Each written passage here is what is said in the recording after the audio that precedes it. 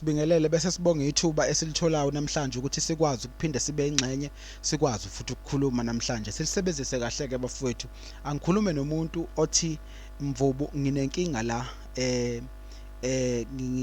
ngiqunjelwa isisu nomchamo oshisayo nginokuluma esithweni sangasese i-discharge enephunga amanzi anokuphuma esithweni sangasese ethi umuntu ngikhathalelwa umzimba ubuhlungu beqolo ngishawa ikhanda elihamba libuye ethi umuntu hayi mina angisakwazi ukuya kahle enkonzweni yasekameleni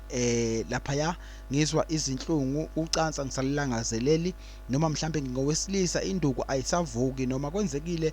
kwesinye isikhathi angilasti isikhathi eside angikhulume nomuntu othi cha bafowethu ngeke ngisizeni ekhaya ngihlushwa imimoya emibi asilali ebusuku kunezinto ezigijima phezulu kwendlu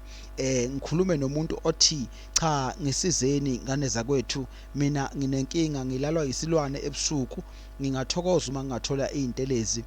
zaka usengaphila herbal solution ngikhulume nje nomuntu oyifunela amakhambi ngalinye bese uyayithakela yena ngoba singabadayisi kanye nabakhiqizi bamakhambi esintu bafowethu silapha ya empangeni esiteshini kodwa ke siyathumela ezweni lonke lapho ukhona ufaka iorder lakho ngoba zikhona nje izinombolo kukhona konke ngikhulume futhi ngiqhubeke ngikhulume nomuntu othi cha bobo mina ngihlushwa ibhande athi umuntu mina ngihlushwa mhlambe isilwane sengikhulumile kakhulukazi ngesilwane kodwa zikhona izilwane ezinye ngokwahlukana ezihlupha abantu ngisho egcekeni ekhaya imbala thola ke intelezi yalapha ekhaya yegceke uthola intelezi yesilwane uthole intelezi yezitha njalo la ekhaya sinazo izihlanzi igezo ngikhuluma lana ngabantu mhlambe abaneyinkinga ezahlukahlukene mhlambe ngabe ushawe isichitho njani thola izinto uzihlanze ubuyele esimeni sakho angikhulume nomuntu onemzimba nje omubi ofisayo ukuthi agqume aphalaze azikline angikhulume futhi nomuntu ke lapha ke ngibese nginqamula lapha ngigcine lapha na ekuphelelwa umdlandla wocansi njalo kuya bafowethu abantu besifazana abanye abanezinsumpa ngaphambili abanye mhlambe ke kuzimpawu zomhluma lokho kakhulukazi abanye banezinyama ngemuva khuluma nabantu abase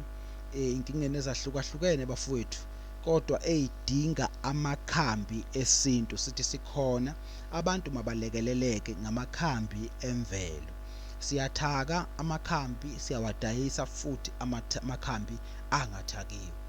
lokho kungumsebenzi wethu bafowethu siyanithanda kakhulu ezweni lonke lanikhona bafowethu sithi faka iorder lakho ukuthi kushaye ukhisimuzi kushaye onyuye ungumqemane ujabule kanye nabo bonke khuluma ngomuntu bafowethu njalo ophuma igazi noma othoyiletha igazi lezi ke izinto ezixake abantu kakhulu nakulesi sikhathi ngikhulumela izimpawu kakhulukazi impawu zomhluma zikhona imbiza zomhluma ngikhuluma ngamaimbiza zamalumbo ngokwahlukahlukana abantu mabathole izimbiza abantu mabathole imihlabelo abantu mabathole konke bafethu okuthinta imithi yesintu kwawusengaphila herbal solution abantu mabasizakala khona amathambo ezilwane ngeke sichaze kakhulu sinalo ilungelo lakho akhona namafutha njalo abantu mabasizakale abantu mabathola usizo 068 WhatsApp 0605542855 thola uvusizwe Mvubu ukwazi ukuthi ke usizakale ngokusheshsha ngane yakwethu siyafisa ukubonga kakhulu nakubantu bafowethu besibambisane nabo eside isikhathi sasebenzisana kwaze kwafika ekugcineni baphila abantu baba right basidlulisela phambili kwabanye abantu siyathanda nje ukubonga kakhulu ngomsebenzi omuhle abasenzela wona futhi siyabophezela nathi ukuthi nakulabo abasidlulisela kubona siyokwenza iqiniso esalenza kubona bafowethu ukuphila makwande abantu mabaphile sisho njalo nje sithi abantu mabaphile. Lokho kungumthandazo wethu ngale kwemithi, ngisho nomthandazo imbala usho njalo uthi abantu mabaphile. Siyabonga kakhulu, amen.